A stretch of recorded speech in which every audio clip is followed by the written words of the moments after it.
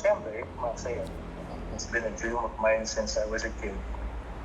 Siyempre, yung dad ko, yung player ng PBA, 14 years. Dream ko lang, siyempre, dream ko yun. Kahit pa paano, abot kayo na abot niya. Lagi niya nga rin sinasabi sa akin, parang nakikita mo ba yung experience sa PBA.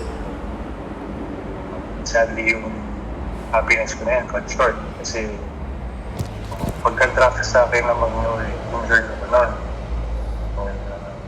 Unfortunately, hindi namin alam yung injury ko. At until after ko ma-hospitalize na lang, doon namin may bulging disc pala ako sa spine. So I was step away from basketball for almost a year.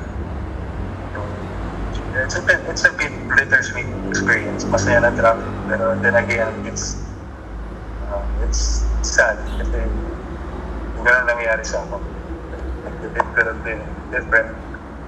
Ganun lang.